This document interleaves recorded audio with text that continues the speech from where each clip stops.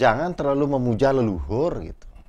Jadi kalau kita terlalu konsentrasinya ke leluhur, kayak mati, kita hanya di level leluhur nih. Kita sama-sama belum mati, jadinya nggak tahu. Nah, Kalau kita memuja leluhur sampai di leluhur saja. Tepat saat kamu meninggalkan tubuh jasmanimu yang kamu pakai untuk menjalani sekolah kehidupan ini, panggillah namaku sebagai ayah ibu semestamu dengan sebuah kata. Ayah, ibu semesta, anakmu pulang.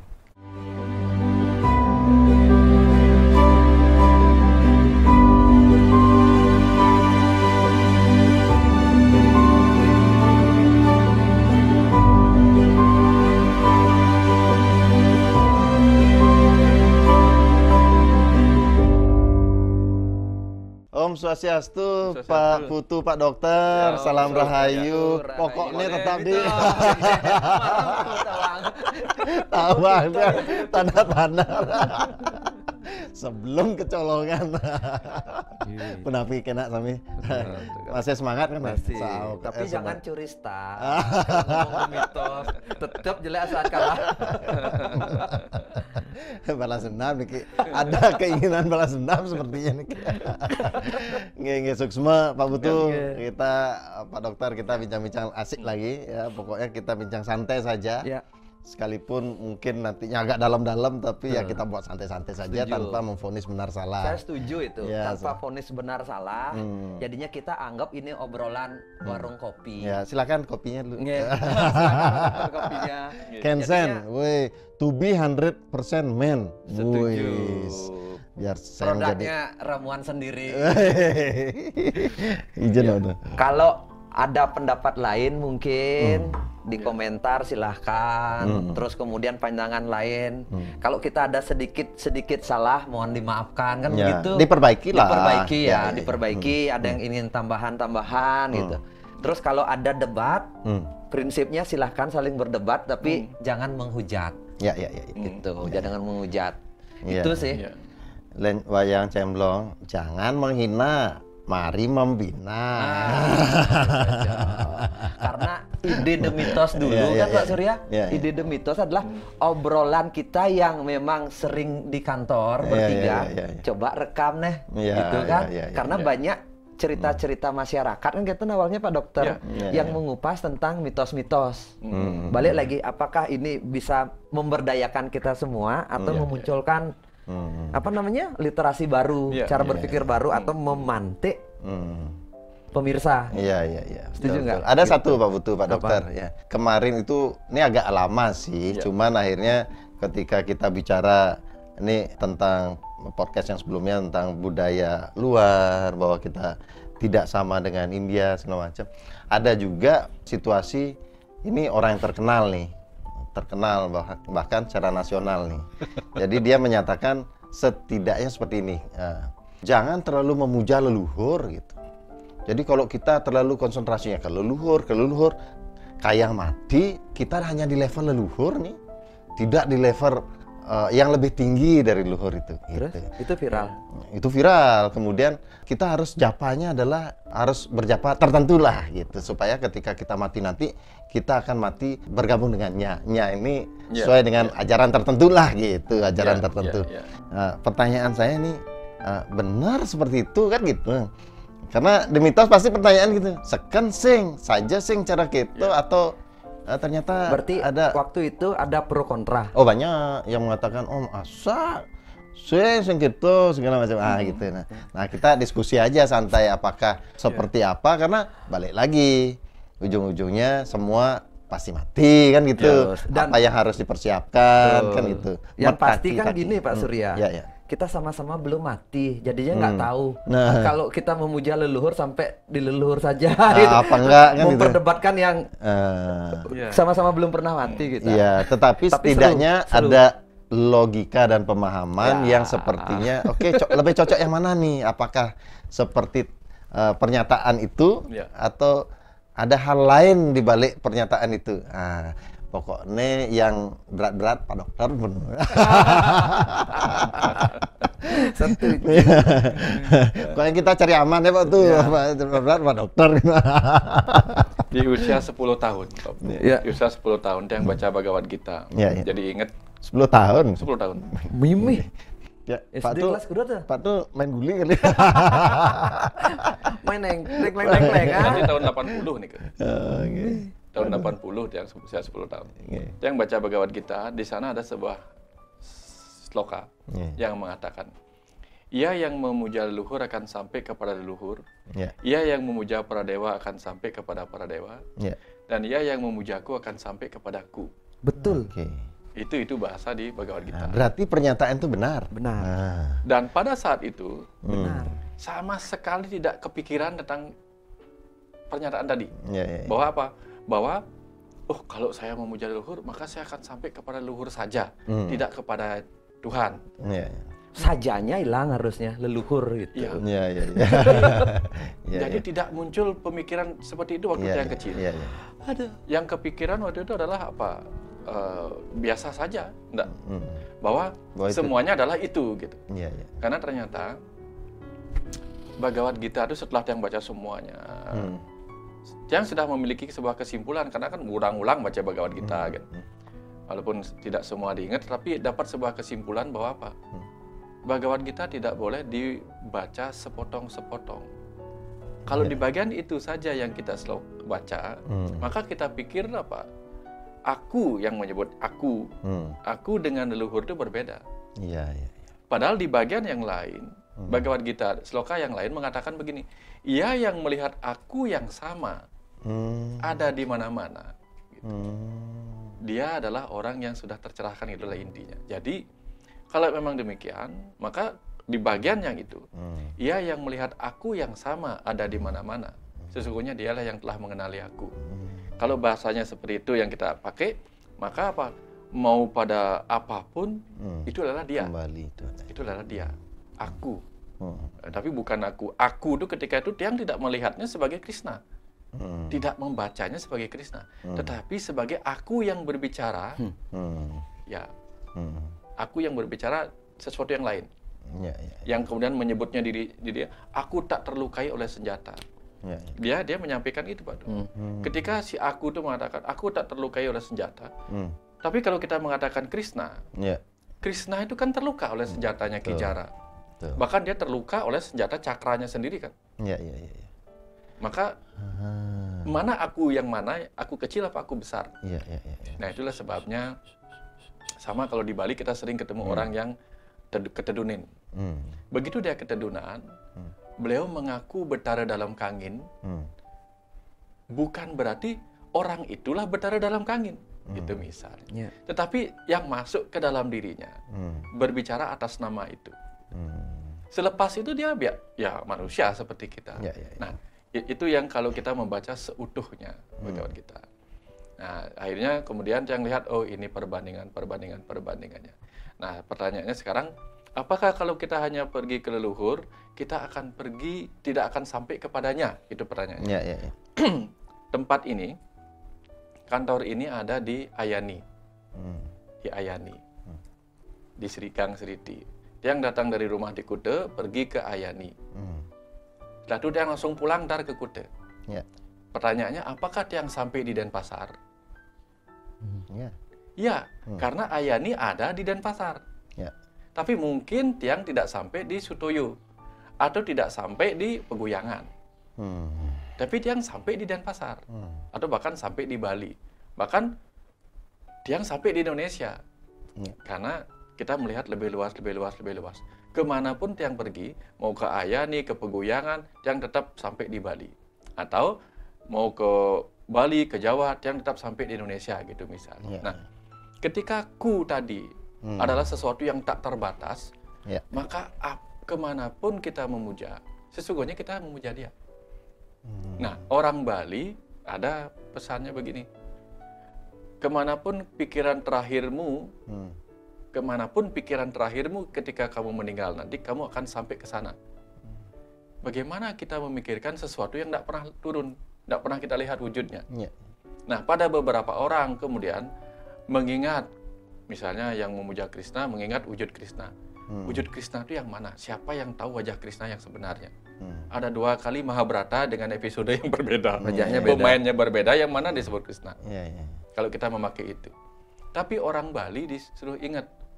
Setidak-tidaknya kamu pasti ingat dengan wajah bapakmu, dengan wajah kakekmu, dan ingatlah itu sebagai Tuhanmu. Karena apa?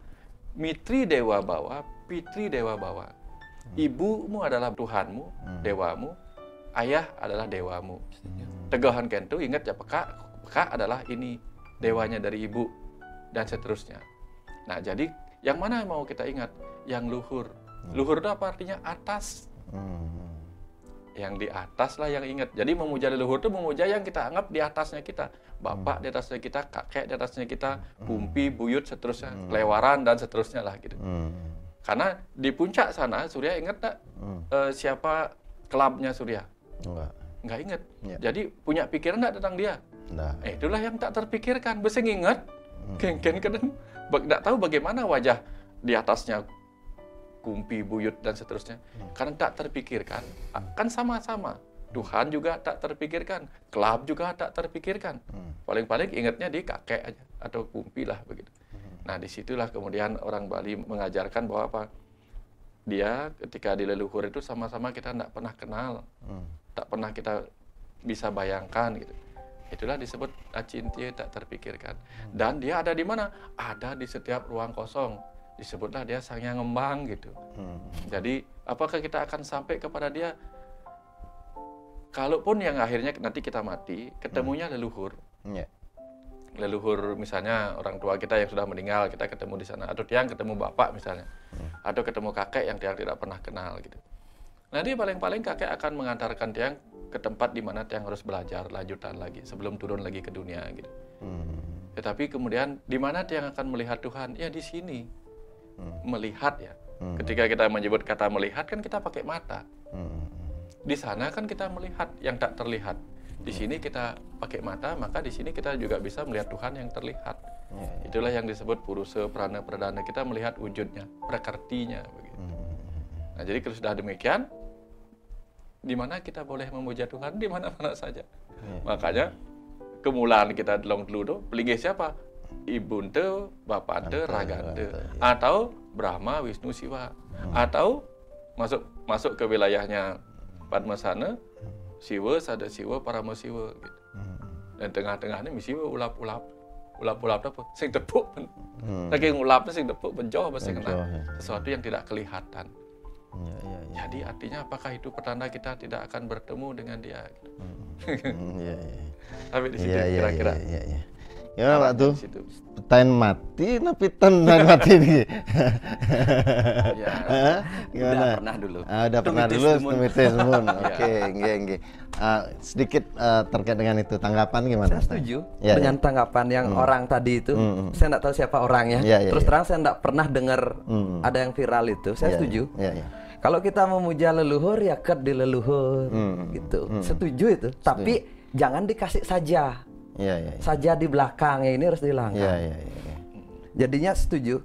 Kalau saya ingin berkunjung ke rumah bapak saya, diangkat si rumah bapak, gitu. Tapi bapak kelurin itu mahi peka, kalau nunjukin gitu bayangan saya. Jadinya ketika kita merasa pengetahuan dulu saya lama kan mencari Tuhan itu kijo gitu, sing bakat-bakat ben gitu. Letaknya Tuhan di mana gitu. Akhirnya ketemu kan di dalam bahwa semua adalah Tuhan. Itu proses panjang sekali. Bukan hanya teori loh. Sampai pemahaman mendalam. Karena kita langsung lompatannya terlalu tinggi. Sing nepuk jalan. Ya seperti perjalanan anak tangga. Seperti kita ketemu presidennya sing ngidang. Harus lewat kijau loh. Ya, bupatinya, camatnya, apa segala macam, gubernurnya.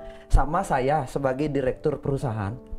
Karyawan paling bawah, sing ada nomor HP ya. Tapi kalau dia ingin menyampaikan sesuatu lewat asisten, lewat supervisor, lewat apa lagi? Lewat manajer. Pak ini misalnya ingin ketemu ada hal yang penting nyampe saya ngedang ketemu dia langsung. Makanya lewat ini. Kalau dia lewat supervisor, ketemu nggak sama supervisor? Ketemu. Kalau kita lewat leluhur, kita akan ketemu dengan leluhur nggak? Ketemu. Ini kita jak bapak ketemu. Tapi ngutur jak pak ngomong jani jak bapak Pak uling kijo sebenarnya tiang niki. Gitu. Oh, cening nak ngelahi peka gitu, ngelahirin. Ada tutur-tutur tentang kehidupan gitu. Yang penting menurut tiang nih, jangan berhenti untuk terus mencari tahu sumber kehidupan kita sendiri gitu. Biasanya kita terjebaknya itu di posisi tetap di posisi leluhur terus dapatkan ketika ketemu ya Bapak, pasrahkanlah hidupmu kepada kedua orang tuamu. Tutur itu akan datang pengetahuan-pengetahuan suci. Ning do nakal, ingetang yang mulai, baik-baik yang ditu, tuh apa bin do nakalin na, tuh banyak hal, dingahang tutur tuh, yang bawa deh mulai gitu loh. Terus ngasih ingatnya nak bapak gensing jak didinnya nak jak liu ada nih lenan, ada nih sang yang bang bin tegahannya gitu, nyen tuh sang yang bang mulai kita nih bin ngalih nih dura, disitulah letak kita untuk bertumbuh. Tapi langsung kita mekecok masih terlalu tinggi gitu. Aneh yang tidak berwujud itu kita cari Pak Dokter. Kijo kali kinten. Di situ dia ngelihat. Jelas-jelas nak berwujud gimana? Nggak bisa kita membayangkan. Makanya kalau tiang mengalami kesulitan hidup nih, paling berat itu nomor satu yang wajah kedua orang tua saya muncul pertama. Tuh. Setelah orang tua saya muncul, siapa yang muncul? Guru spiritual yang muncul wajahnya. Nih, sing nyidang yang membayangkan wajah Tuhan muncul ketika minta tolong ini. Ketika masa paling sulit, kesulitan keuangan, ditipu, terus kemudian masalah banyak sekali, bos nyidang ngurusin. Cek replek, mulut saya itu Bang Jep jalan gitu. Suatu wajah guru saya muncul gitu. Di meditasi itu kayak kadang entah di impian dia yang muncul, bukan yang lain muncul. Apakah niki yang menganggap akhirnya ya inilah jalan saya paling gampang untuk mengenal Tuhan itu kedua orang tua saya dan guru spiritual saya. Boleh nanya Pak Putu? Boleh. Ketika Pak Putu pertama punya masalah, yang muncul ibu sebagai guru rupake, guru. Dua, ketika mencari lagi kemudian yang muncul adalah guru pengajian, guru yang pernah mengajarkan. Ketika merenung lagi dan sebagainya, mungkin guru pemerintah datang ya. Tapi ketika akhirnya Pak Putu mendapatkan sebuah aliran tentang Faras itu, yang muncul guru siapa? Gini Pak Dokter, jadinya satu kan tadi orang tua. Akhirnya solusinya itu ketika kita masuk ke dalam. Tapi ini dulu muncul orang tua, guru. Yang nuntun lah. Yang nuntun orang tua, guru spiritual ya. Kalau yang bilang guru tantra tiang, dia yang muncul. Tapi terakhir kita akan dapat pada saat duduk tenang kembali. Kembali lagi meresap itu semua ke dalam. Yang nuntun nih ke hati nurani balik. Tuhan yang ada di dalam Pak Dokter. Mungkin itu yang disebut dengan Tuhan yang ada di dalam. Nah itulah yang kemudian yang sebut tadi itu. Terakhir yang tanya kan. Pada akhirnya ketemu sendiri dengan guru swadhyaya yang memberikan Pak Tu solusi kan, terus dengan sebuah kata tadi itu. Nah ujung-ujungnya seperti itu benar. Nah ini kalau ingatan malu, pasti leluhur yang terdekat kita ingat orang tua dulu, yang membuat kita luhur itu kan naik sampai datang dari atas. Kita rasa sadar seperti nurani. Gitu. Seperti ada koneksi ketika sudah terkonek dengan diri gitu, kita akan terkonek dengan apa namanya kesadaran yang lebih besar itu. Cuma saya tidak pernah bisa menyebut kesadaran besar itu apa. Kalau Pak Dokter bilang kan selalu bilang kecerdasan semesta. Seperti wifi-nya semesta gitu, kecerdasan semesta. Tapi kan untuk koneksi setiap saat itu susah. Kengken cara. Tapi ada titik di mana kita bisa terkonek nih ke. Tapi sebelum terkonek itu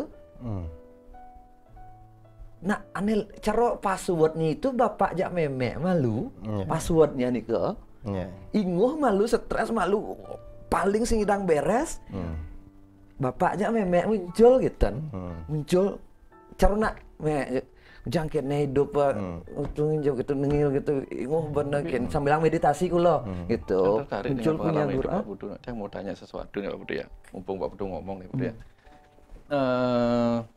Setelah hampir 6 tahun 7 tahun lah Pak Putu menjalankan bisnis ini, yakin nggak Pak Putu bahwa Pak Putu mengalami suka duka yang berat juga di bisnis sekarang ini?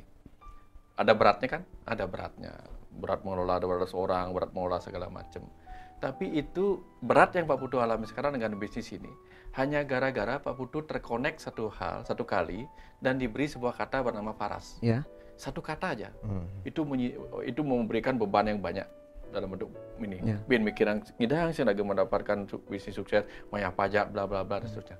Dia langsung kepikiran tadi omongan Pak Putu. Kalau seandainya kita terus-menerus mendapatkan aliran pesan gitu, Ben mungkin ini agak kenyal ada satu kata kan mau dengan begitu. Sehingga kan banyak orang soalnya yang lihat, oh saya ingin terus terhubung dengan Tuhan, mendapatkan tugas, berat, berat gitu. Ini sama lah dengan, yang ingin dapat kesaktian, setuju. pegang orang sembuh. Kalau seluruh orang datang kemudian berobat sampai petang raga kenyal. Gitu. Iya. Pengalaman Pak Putu dan lihat, benar gitu. Saya tertarik dengan tidak terbayangkan nih Pak Dokter, Pak Putu. Dari pengalaman yang di terapi, dalam proses terapi, Pak Putu, Pak Dokter. Ada fase di mana tiang bantu klien tiang untuk terhubung dengannya. Nya tuh leluhur atau nya tetap bahasa saya ambigunya. Ya. Bahasa saya ambigunya, kemudian kapanpun kamu bertemu, entah itu dengan sosok, entah entitas atau apapun itu kasih tanda, kan gitu lah konsepnya. Nah, sampailah beberapa kali ya ketemu dan akhirnya mereka dapat pencerahan dari bertemunya itu. Sama sebetulnya dari Pak Putu kan melakukan sendiri nih, sehingga bertemu itu. Dan proses saya kan dipandu lah. Gitu. Yang menariknya begini, beberapa kali pengalaman dari ketemu, ada yang ketemu leluhurnya, ada yang ketemu gurunya, ada ketemu ada bicara siwa bla bla bla gitu. Tapi ketika dia katakan ketemu Tuhan gitu misalnya, atau ide saya tanya dong, gimana sih gambarannya? Selalu tidak mampu menggambarkan wajahnya, selalu itu, gitu. Yang lainnya bisa digambarkan ini. Tapi ketika ketemu Tuhan tidak tergambarkan wajahnya, gitu. Nah menarik nih karena saya pribadi belum pernah dalam posisi itu gitu. Dan mungkin itu yang disebut tidak terbayangkan sekaligus terbayangkan. Bisa dia membayang, ada kok gitu, tapi ya kayak gimana? Nggak bisa dia jelaskan juga gitu. Satu terbayangkan, dia tahu itu Tuhan bagi dia gitu. Terbayangkan kan artinya, sekaligus tidak terbayangkan ketika saya tanyakan detailnya, tidak terbayangkan dia. Nah seperti itu. Kemudian kaitannya dengan sedikit, saya sering dapat pertanyaan Pak Dokter. Beberapa kali pasti kita bahas tentang, terutama Pak Dokter sering kali bahas tentang Tuhan itu adalah kecerdasan semesta tak terbatas kan gitu. Ada baiknya Pak Dokter, karena dikaitkan dengan apakah nanti ini tetap ada di leluhur, kan konteksnya ini leluhur, apakah menyatu dengannya kan gitu. Nah kita harus bahas dulu nya ini, Tuhan ini siapa sih gitu. Nah silakan Pak Dokter lebih dijabarkan lah tentang itu, karena beberapa penonton kita juga belum terkoneksi dengan video-video sebelumnya, belum terkoneksi dengan supaya kita bicara tentang Tuhan itu adalah kecerdasan semesta itu nyambung dulu lah. Definisi Tuhan itu seperti apa sih gitu. Silakan. Ya, kemudian gini. Ya perjalanan panjang kan pada akhirnya yang dikasih pengetahuan bahwa dia juga mengatakan hal yang berbeda dengan Bhagavad Gita yang dia baca 10 tahun lalu. Karena ketika dia mengatakan aku ini, aku adalah ini, aku tak terlukai oleh senjata, aku tak basah oleh air, tak kering oleh angin, bingung, masih bingung kan seperti Pak Putu pernah bingung juga. Sampai akhirnya dia mengatakan di tahun 2014 itu, akulah kecerdasan semesta tak terbatas. Di situ tiba-tiba tiba-tiba mengerti bagaimana kecerdasan semesta menciptakan bunga, menciptakan segala macam surya.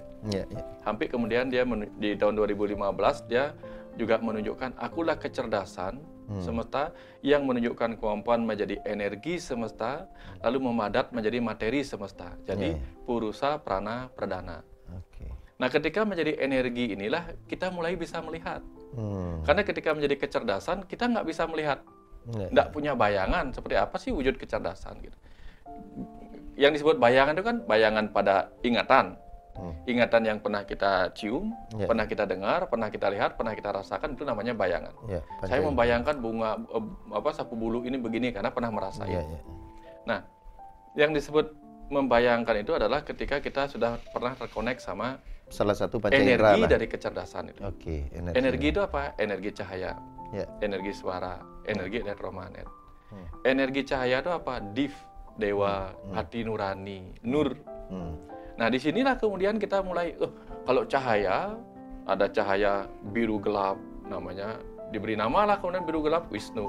Yang putih diberi nama Iswara, yang biru muda diberi nama Sambu, yang merah diberi nama Brahma. Itu div, cahaya warna aura cahaya yang disebut Dewa Brahma. Kuning namanya Dewa Mahadewa dan seterusnya. Nah, tapi kalau membayangkan warna cahaya aja kan susah. Sehingga muncullah materialisasi dari energi cahaya. Diwujudkanlah dalam bentuk arcanam, supaya kita punya bayangan. Makanya bayangan itu disebut lawat. Orang Bali membuatlah pelawatan.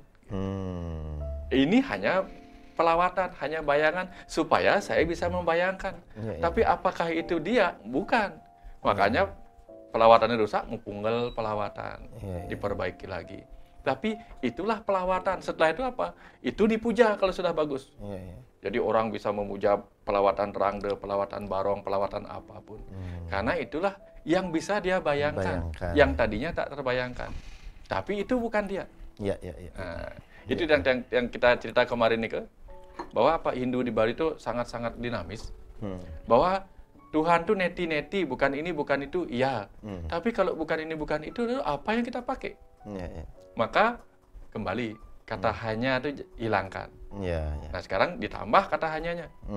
Bukan ini, bukan itu, artinya apa? Neti-neti, bukan ini, bukan itu. Bukan hanya ini, bukan hanya itu. Jadi kalau kita mengatakan hanya ini Tuhan, bukan yang itu, mulai kita akan bertengkar. Makanya neti-neti mengingatkan bukan hanya ini, bukan hanya itu, semuanya. Maka disebutlah sarwagata, wiyapi, wiyapaka, ada di mana-mana. Ya, di ajaran di Weda mungkin disebutlah sahasra nama, sahasra rupa. Kalau di Islam disebutnya apa? Aku adalah sebanyak bayangan manusia gitu. Sebanyak bagaimana manusia menggambarkan itu. Dan hal itu yang mungkin para orang-orang Hindu Bali harus mampu menyampaikan bagi mereka yang tidak paham. Karena kadang-kadang ketika kita bicara sesuatu itu disimbolkan, mulai ada perspektif, oh ini klinik nih, menyembah patung, menyembah simbol, menyembah tertentu lah gitu. Karena sudah mulai ada simbol-simbol. Tapi ketika kita mengacu ke wayang cemplong, secara sederhana sampaikan, ketika seseorang itu ngabe foto di dompetnya, yang itu adalah foto pacarnya, nggak tahu gitu. Apakah dia mencintai foto itu? Kan tidak. Hanya itu digunakan supaya memudahkan dia terkoneksi dengan pacarnya yang ada nun jauh di sana, kan begitu. Artinya apa? Kembali simbol-simbol, entah itu pratima, tadi lelawat, itu adalah yantra. Gini ternyata Bali, agama Bali itu agama yang menggunakan kekuatan idep, ngidupang idep. Nah, pertanyaannya begini, Surya pingin tak kaya? Pingin. Tapi bagaimana kita memvisualisasikan kaya? Nah, itu dia. Saya mau kaya apa? Susah. Tapi kalau kita bahkan kalau ada yang mau bercanda, kaya monyet. Tapi kalau kita punya bayangan, kaya itu seperti apa? Seperti Pak Putu, punya mobil begini, punya begini, kita kan bisa memvisualisasikan. Makanya Tuhan itu sama dengan kaya. Kalau kita nggak mempunyai bayangan, bagaimana kita memvisualisasikan sesuatu yang ingin kita jumpai ketika kita nggak punya bayangan? Contohnya begini, Surya. Mumpung sudah di sini, besok tolong ke rumah dia. Nanti ketemu namanya Pak Ketut Karte. Nggak ada di bayangan saya. Nggak ada tuh. bayangan, bingung kan? Namanya tahu, channel kan? Iya. Sebanyak itu orang di Bali, di Kuta gitu misalnya. Iya. Itu sama. Ketika kita nggak punya bayangan tentang Tuhan, itu apa yang kita mau cari? Ya, karena mau tidak mau ketika kita bicara entah itu agama, spiritual, kita pasti mengaitkan ke rasa kan betul ya? Rasa. Nah masalahnya rasa itu kan nggak bisa dibayangkan, rasa itu. Nggak bisa dibayangkan. Bahkan rasa enak. Enak aja apa, nggak bisa dibayangkan. Tapi ketika itu mulai divisualisasikan dalam bentuk sesuatu, sama seperti misalnya bayangkan asin, kengken, cenang asin, tampaknya asin kayak gimana gitu. Rasa itu. Tetapi ketika kita tolong bayangkan garam gitu, itu sangat mudah. Karena pernah melihat, pernah menyentuh, dan terkoneksi dengan rasanya, pernah merasakan juga gitu. Jadi hanya cara kita sebagai manusia yang penuh dengan keterbatasan, kita butuh satu simbol-simbol tertentu. Kalau di psikologis anchor gitu. Ya. Jadi anchor tertentu yang mengkoneksikan kita terhadap sesuatu yang lain gitu. Seperti itu. Pak Putu nih mau ngomong nih, silakan. Silakan apa pendapatnya terkait dengan itu. Yang pas. Saya potong. Ya silakan. Ya. Lebih baik Pak Dokter ngomong. Karena gini. Pak Putu pernah dialirkan kata paras, tapi ketika tidak berwujud kengkenan, itu di sana. Kan bingung kan? Apa itu gitu? Satu tiangnya spiritual mungkin saya hampir terus terang. Saya sebenarnya ngelakonin jalan spiritual ini sama sekali dari dulu nggak ada yang tahu. Sangat tertutup sekali. Jadinya orang taunya saya adalah seorang pebisnis, punya uang, usaha sukses, bisa meramu obat gitu. Saya nggak tahu kenapa saya terjebak bisa masuk di the mitos ini. Jadinya banyak hal akhirnya kebongkar nggak jelas seperti ini gitu loh. Terungkap. Nah, saya terus terang hal yang tidak bisa kita ngomongin Tuhan dulu ya sebelum ngomongin Faras. Tuhan itu adalah sesuatu yang tidak terpikirkan, udah pasti itu. Karena logikanya gini, guru saya pernah bertanya di bukunya menyampaikan begini, ngomong gini, coba kamu bayangkan gajah dalam pikiranmu, dia ngomong gitu. Oke, tutup matamu, bayangkan gajah. Saya bayangkan gajah, ketemu gajahnya ketemu. Dia ngomong gitu. Sekarang saya tanya, kira-kira gajah yang ada di pikiranmu hidup atau tidak? Saya bilang hidup, karena bisa saya mainkan gajah itu di pikiran saya. Bergerak, saya suruh ngapain pun gajah itu mau sesuai keinginan kita. Sekarang, oke, normal lagi. Sekarang kira-kira gajah yang ada di pikiranmu bisa nggak memikirkan kamu? Yang membuat gajah di dalam pikiranmu? Saya jawab nggak bisa. Itu kan ciptaan saya, gajah dalam pikiran. Itulah kamu yang digajah itu. Tidak akan pernah bisa memikirkan Tuhan. Karena gajah itu adalah gimana caranya memikirkan. Karena ini adalah gajah kita di dalam pikirannya Tuhan. Dalam kecerdasannya, kita tidak akan pernah bisa. Karena ini kan kita yang menciptakan. Terus apa yang kamu lakukan? Berpasrahlah dengan apapun kehendaknya, gitu dia bilang. Jadinya berpasrahlah kamu sebagai wayangnya. Jalankan apa menjadi keinginan dan tugasnya. Biarkan dia yang memikirkanmu setiap saat.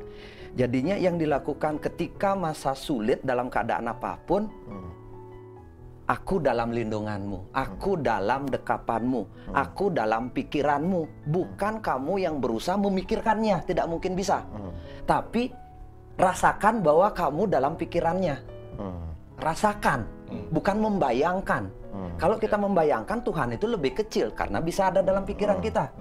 Tapi bayangkan bahwa kamu lagi dipikirkan oleh Tuhan. Oh, saya lagi dipikirkan ini gitu. Itulah yang saya lakukan ketika saya masa sulit itu. gitu. Kalau memek bapak leluhur nyidang tiang nepuin.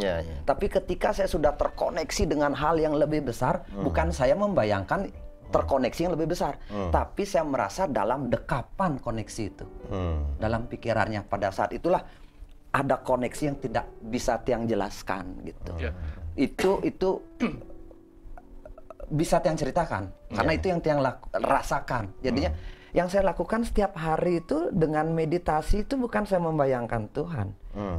Teknik meditasi saya bukan membayangkan Tuhan, tapi saya berada dalam lingkupnya. Jadinya saya mengecilkan diri sekecil-kecilnya di dalam semesta raya ini. Nah, saya menganggap semesta raya ini adalah pikiran Tuhan. Gitu. Bukan saya memikirkan wajah siwanya. Ketika saya berusaha memikirkan wajah siwa, yang muncul patung. Bukan mengkerdil dia, tapi tidak. Saya berusaha mengkerdilkan diri, mengecilkan. Sekarang besar ini. Oh, sekarang saya berada di kantornya Faras. Terus kemudian saya berada di Denpasar. Saya berada di Bali. Saya berada di bumi. Saya berada di tata surya. Saya berada di hilangkan tiraga itu. Itu yang sudah saya lakukan. Ketika akhirnya terkoneksilah dengan semesta yang begitu luasnya, kita diam. Sing sinah kan tiraga itu. Itu yang bukan membayangkan. Makanya japa mantra apapun bukan membayangkan Tuhan itu, tapi kita terus berada dalam dekapannya. Kita yang kecil ini berada di dekapan yang maha luas, samudra Tuhan yang begitu besarnya. Niko koneksinya yang tiang dapatkan Pak Dokter. Disitulah Faras dapat terus kata-kata Faras, temukan siapa dirimu sesungguhnya, gitu loh. Temukan siapa jati dirimu, itu artinya Faras.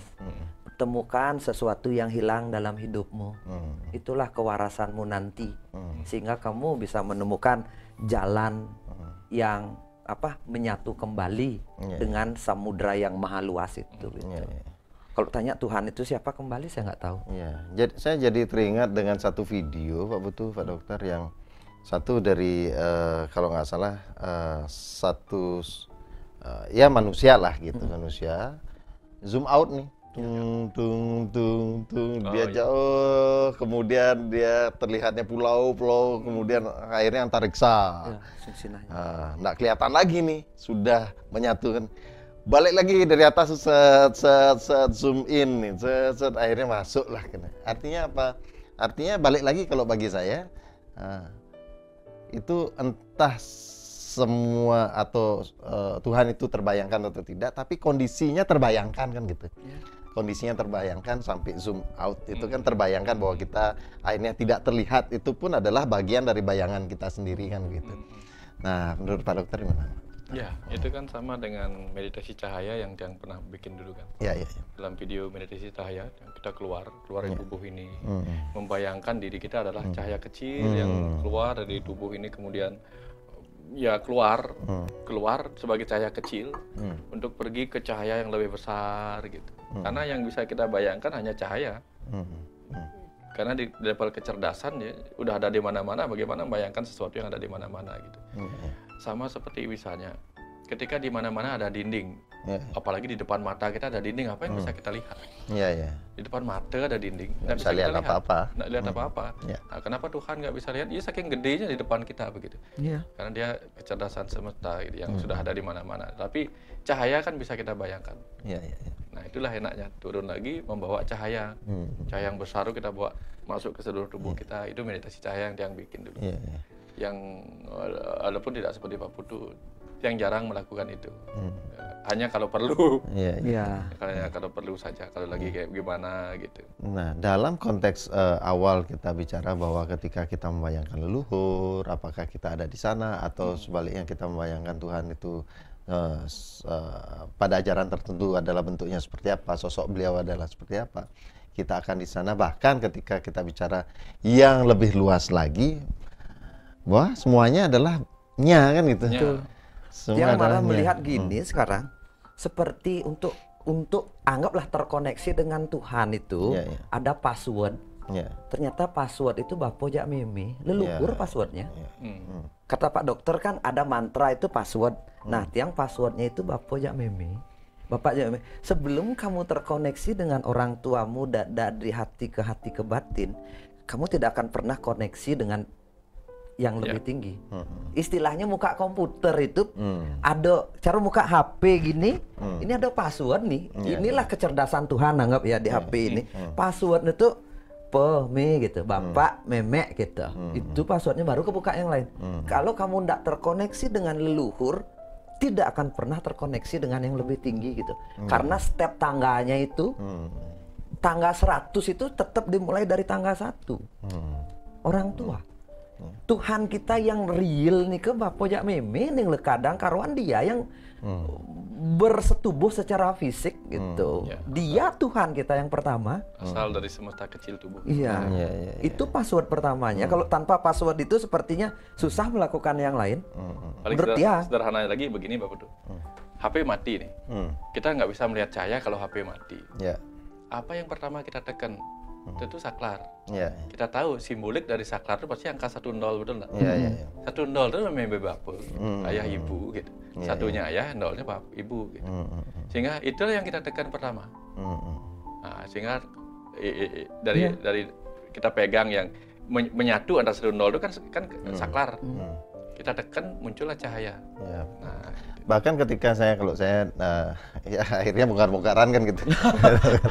bahkan sebenarnya hal-hal pribadi nih ya tercerita kemana-mana. Tapi kuliah spiritual bongkar-bongkar. Bahkan ketika kita ada ranah kesempatan tuh pada sesi kalau sembahyang itu kan kita juga sembahyang ke leluhur kan gitu. Leluhur selalu saya terucapkan bahwa leluhur itu baik skala maupun niskala selalu tuh. Karena kebetulan orang tua masih lengkap iya. Dan leluhur yang lainnya mungkin di atas tiang dan ada gitu. Mungkin pemaknaan saya akan berbeda dengan orang lain. Ketika disebut leluhur itu mungkin seseorang yang di atas kita yang sudah meninggal gitu. Orang yang skalanya tidak dianggap sebagai satu leluhur mungkin kan ada yang seperti itu gitu. Tapi balik lagi bagi saya sama bahwa luhur yang utama adalah ya orang tua kita. Iyalah. Semasih hidup malah itu yang harus kita puja dan kita jaga. Ada yang menarik saya tiba-tiba dapat aliran gini. Gini, bayangkan Surya, bayangkan lagi bongkar-bongkaran kan. Dia yang cerita, Surya, kemarin saya itu ada orang lain mendengarkan. Kemarin saya sempat ngobrol sama Tuhan, diberi tutur banyak sekali. Pak dokter bodoh nih. Ya kan? Padahal yang kita cari kan Tuhan. Tapi begitu kemarin saya meditasi ketemu Tuhan, diajak ngobrol sama Tuhan, bodoh nih. Oke, di bawah Tuhan lagi sedikit. Kemarin saya ngobrol, langsung ketemu Dewa Brahma. Bodoh nih. Bodoh, kan. Akhirnya gini, saya meditasi kemarin, tiba-tiba saya lihat leluhur saya datang. Sebagai kakek saya. Bodoh nih gitu. Bodoh. Tapi begitu, kemarin saya pulang ke rumah, ketemu bapak saya. Saya dipesanin banyak sekali tutur. Bodoh saya sih. Enggak. Sehingga kalau tidak mau disebut bodoh, Kang Wang lah tutur-tutur dari BME Bapo malu. Betul. Yang kan paling nyata itu. Iya. Tapi itu yang Tuhan yang paling dianggap tidak ada gitu. Kayak mati, marah ya. Kayak mati. Ya seperti itu. Artinya apa? Kita bangkitkan kesadaran ya di hidup raga ini ngaturnya lah ataupun terkoneksinya lebih baik lagi kan begitu. Kemudian gini Pak Dokter, balik lagi ketika kita bicara leluhur kaitannya dengan kematian kan gitu, kematian. Yang mungkin sudah pernah tersampaikan tapi saya ingin tahu ketika kita bertemu dengan situasi kematian entah itu tetangga atau apapun, ada mantra khusus nggak? Karena ada yang semoga menyatu dengannya, ada semoga ada di sisinya gitu, semoga macam-macam nih. Sebaiknya gimana gitu yang ataupun ada hal unik nggak? Karena di Rumah Semesta ada passwordnya nih, passwordnya juga. Saya paling suka passwordnya ini, bukan Amoring Cynthia, malah saya suka passwordnya ini. Gimana Pak Dokter gimana? Karena dulu ini juga pertanyaan kemarin seseorang bertanya, Pak, kenapa disebut anak-anak semesta? Kan roh-roh itu tidak dilahirkan, gitu dia bertanya. Kenapa disebut anak-anak semesta? Padahal dia tidak terlahirkan, Tuhan itu tidak melahirkan, begitu kan? Terus saya jawab begini, kenapa disebut anak kunci? Padahal dia nggak pernah dilahirkan. Ya, ya, ya. Kenapa disebut anak buah? Ya. Padahal dia nggak pernah dilahirkan dari buah. Gitu. Ya. Anak itu hanya istilah bahwa itu dia lahir, dia datang dari sesuatu. Gitu. Ya, ya. Anak kunci, anak ini atau buah pikiran, bukan pikiran kita berbuah begitu. Ya, ya. Oh dia baru paham. Ya. Nah kita disebut anak karena ini, karena Tuhan itu susah membayangkan.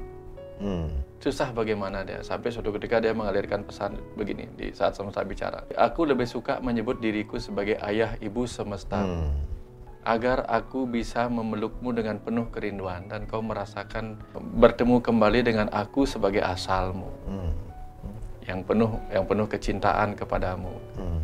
Maka karena aku adalah ayah ibu semesta, kau pun akan kusebut sebagai anak. Nah, yang sedang menjalani kehidupan ini dengan penuh pembelajaran. Tapi kapan saatnya tiba kamu harus pulang kembali dari sekolah kehidupan ini, maka tepat saat kamu meninggalkan tubuh jasmanimu yang kamu pakai untuk menjalani sekolah kehidupan ini, panggillah namaku sebagai ayah ibu semestamu dengan sebuah kata. Ayah, ibu semesta, anakmu pulang. Sehingga dalam bahasa Bali dia menyebutkan, yang dikasih tahu dulu. Ning elingang semetone budal, sampunang wantah melali di mercepade. Nah, ingatkan saudara-saudaramu untuk pulang, jangan hanya main-main di kehidupan ini, kehidupan bumi ini. Terus nanti kalau mau pulang, apa yang harus dilakukan? Passwordnya apa gitu?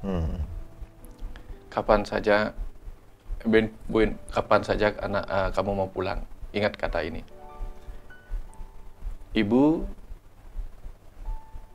Aji Nana Pakulun Budal. Ibu Aji Nana Pakulun Budal. Seperti seorang anak yang baru keluar dari sekolah, di gerbang luar sekolah dia nelpon, Bapak Ibu pulang, nanti dijemput sama bapak ibunya sendiri gitu. Dia bisa hadir sebagai bapak ibu yang kita kenali yang mungkin duluan.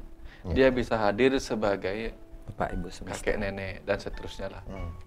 Tetapi kemudian dia bisa hadir sebagai, karena kan ketika kita pulang nanti tetap masih membawa namanya angga sarira, tubuh fisik ditinggalkan, membawa suksma sarira, maka kita akan menemui dia dengan wujud sarira, suksma sarira juga, sebagai wujud orang tua kita, kakek kita dan seterusnya. Kapan kita pulang sebagai antah karana sarira yang menjadi penyebab akhir dari penyebab itu, nanti baru kita akan temukan oleh ayah ibu semesta yang juga sama-sama tidak berwujud. Gitu. Yang akan kita kenali begitu saja, seperti kita mengenali apa, di sini ada angin, betul nggak? Padahal kita nggak melihatnya, nggak mendengar suara angin, tapi kita tahu di sini ada angin. Kenapa? Karena kita merasakan kita hidup. Kalau ini nggak ada angin, baru kita tahu kok anginnya habis. Nah, seperti itu. Memang semenjak saya mendengar itu di Rumah Semesta, setiap prosesi untuk kematian apapun itu, dalam hati selalu ngucapin Ibu Aji Nana Pakulun Budal gitu. Dalam artian yaitu paling tenang perasaannya muncul ketika itu. Kembali ke asal, kembali ke semesta itu, dan ya entah disebut menyatu pun boleh saja. Karena Ibu Aji Nana Pakulun Budal itu artinya begini. Yang tubuh kembali ke ibu. Karena tubuh ini kan ibu kita. Ibu kembali ke ibu pertiwi. Ayah kembali ke ayah. Siapa tuh? Romo, Rama, Purusa dalam diri kita kembali ke asalnya. Gitu. Sama-sama kembali. Semua kembali ke asal. Yang ngaben itu dah tadi. Ngaben, ngeligihan dan seterusnya. Gitu. Nanti mudah-mudahan saya meninggal, kalau lupa bilang itu ada yang mengingatkan. Jadinya benar-benar terasa damai ketika saya mengulang-ulang kata itu. Karena coba latihan, anggap bin mani mati ulang jadi mau ngelapor aja bapak meme medur gitu. Yang nyoba pernah Pak Dokter? Enak sekali rasanya. Nyoba, sangat tenang gitu. Saya menganggap diri saya mau meninggal besok, dari sekarang mau ngomong gitu. Bapak Ibu saya mau pulang, dan gini lagi gitu.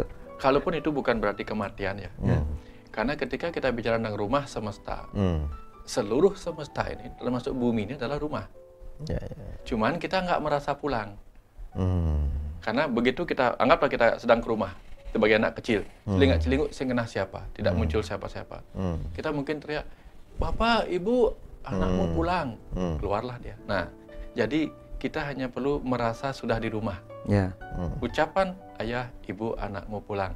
Jadi kita sebenarnya pada saat itu pulang kepada kesadaran bahwa kita sudah di diri rumah. ya.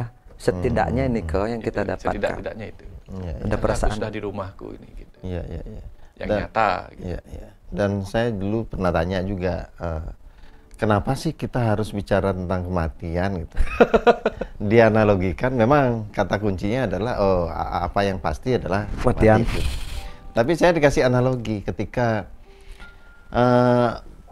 pada akhirnya anggaplah kita akan punya satu pekerjaan kayak ataupun odalan atau apa gitu dalam sekian ya Pak Dokter ya kasih tahu sih.